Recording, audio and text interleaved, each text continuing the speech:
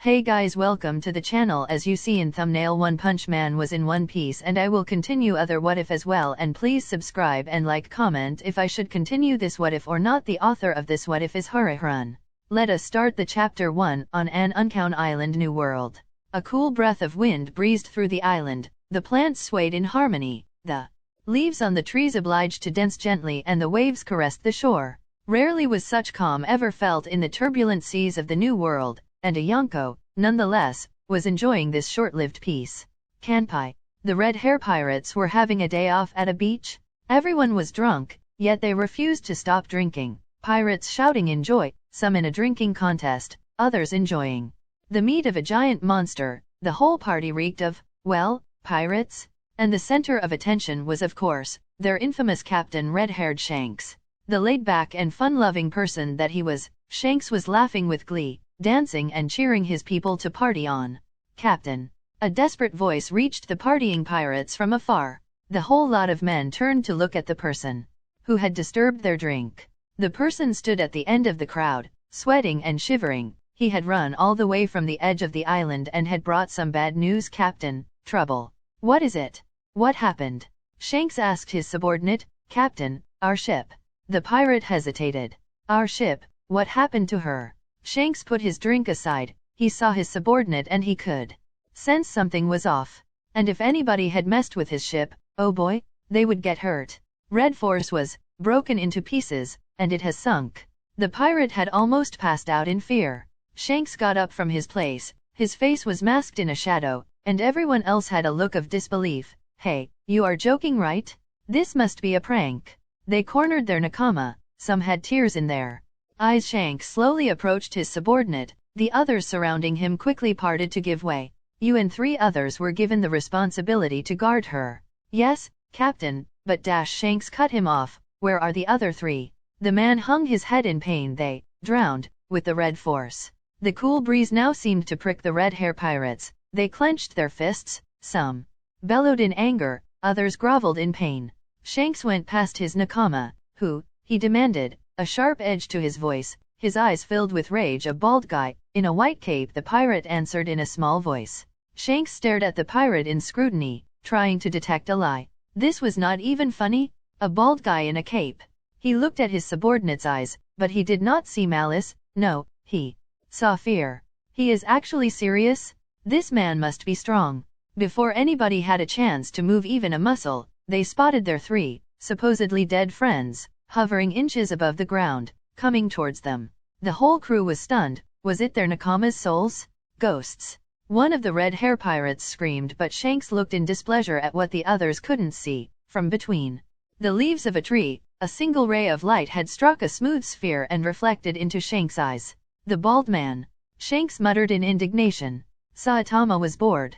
He had arrived on a new land, but all he could see was water, water to the east, to the north, to the west, to the south. Hell, he even thought the blue sky above was water.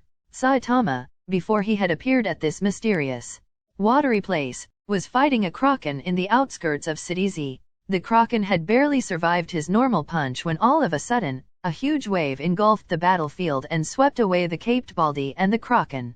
By the time the wave had receded, Saitama could spot neither the kraken nor the familiar buildings of his hometown. He was, for some reasons, sitting in a boat with a single oar and a bag full of gold. Not knowing what to do or where to go, Saitama decided to take the bag of gold from the boat and start running. Hours passed. Many sea monsters attacked. A kind bird flew by, dropping a newspaper on Saitama's head, and to his surprise it was in Japanese. He started reading the newspaper while punching another sea creature to oblivion. His bag of gold tied his belt, and he could barely understand what was going on. World government?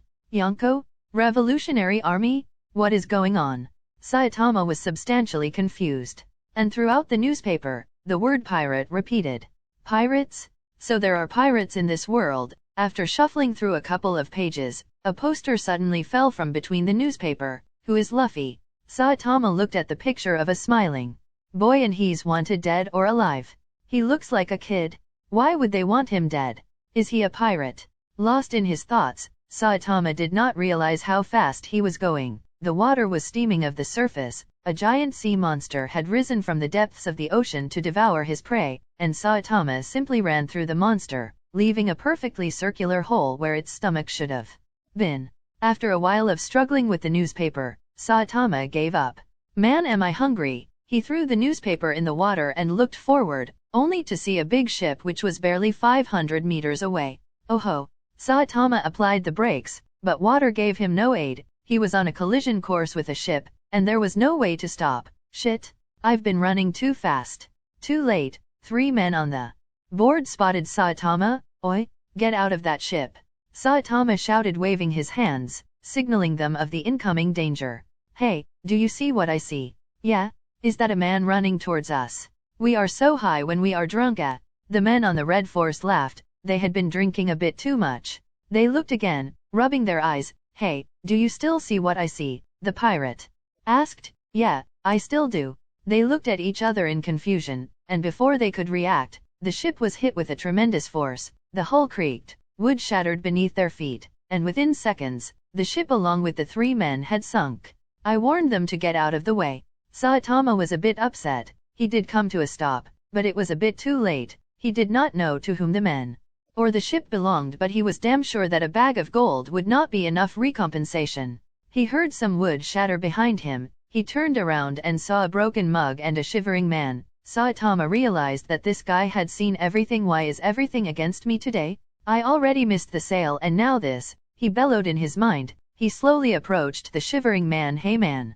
I know you saw everything, but the man had run away screaming. It was not my mistake. Saitama finished his sentence, only for nobody to hear it. Shit! I forgot about those guys. Saitama rushed to the water to see if anyone had swam to the shore. Nobody did. Let's just save those people. Saitama jumped into the wreckage. The bald man.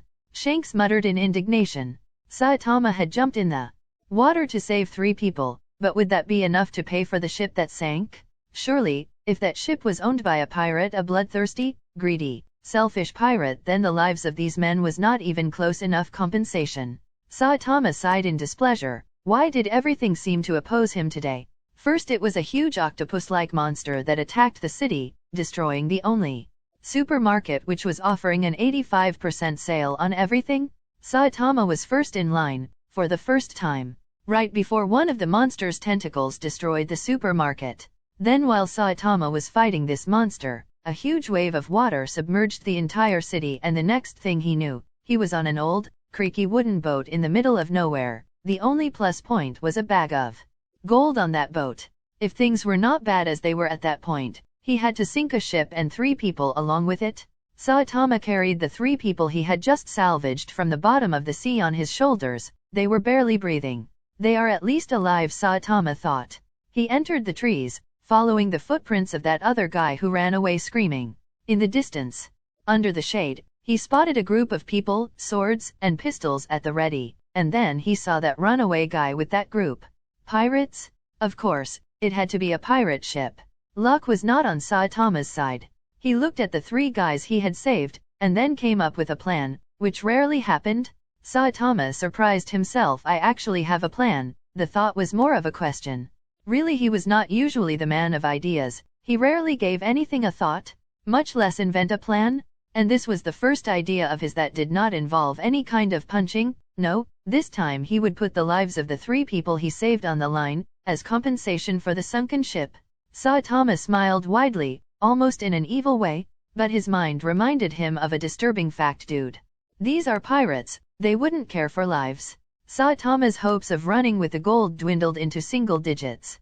Yeah, he was doing all this for that bag of gold he had got on the boat. Hey, you never know until you try. Saitama decided to go with the plan. He held the 3 pirates in front of him as a shield and walked towards the angry mob of pirates up ahead. After covering a good few meters, he felt a bit ashamed of his act. This feels a bit wrong. Isn't this what bad guys do? Before Saitama could decide what to do, he felt a cold breeze sweeping through the island, and then, he felt a gun touching his dome. Put our men down, or my bullet will pierce that shiny skull of yours. Saitama looked by his side, his feet coming to a halt. A towering figure stood close to Saitama's left fist, his flintlock rifle locked on to Saitama's head. A puff of smoke dusted Saitama's head. I said, put our men down. The man spoke in an intimidating manner. He had gruff voice. He leaned in towards Saitama's face and released another puff of smoke. Do you wish to die? Saitama, in his mind, knew that a flick of his wrist would solve the problem. But he was in no mood of obliterating strangers. The tall man's threat made Saitama smile a bit. He rarely was threatened by anything/anybody. I'll do what he says for now, my day is already ruined as it is. And I don't want to carry these guys all day long. With this thought, Saitama dropped the 3 men to the ground, and a deafening sound reverberated throughout the island, the sound of a gunshot. No sooner had Saitama released the 3 men, the tall man pulled the trigger point blank. Normally, a gunshot would not have the force of a bomb, but this was no ordinary rifle, and Ben Beckman was no ordinary human. The bullet was coated in armament haki, and the gunshot had such force that the ground caved in where the bullet was fired. Ben was sure that he had killed the bald enemy. The attack had filled the area with smoke and dust. Ben looked at Shanks and nodded. He picked up the 3 fallen red hair pirates on his shoulders and was about to leave when, from the corner of his eyes, he spotted a shadow in the dust. Impossible, was his only thought as the dust settled, revealing the clean bald head of the man in the yellow suit. Not a scratch. Shanks was as confused as he was shocked. Did Ben miss? No, he would never. Then how? Every red hair pirate was left with his slasher jaw hanging, gaping at the impossibility of what had happened. Saitama was just confused at what had happened. Oi, why did you shoot me? I did as you told me to do, did I not? He asked the tall man, who was staring at him with an open mouth, the cigar just barely hanging on from the edge. Why are you staring at me like that? Saitama then looked around and saw that everybody was looking at him in the same way. What?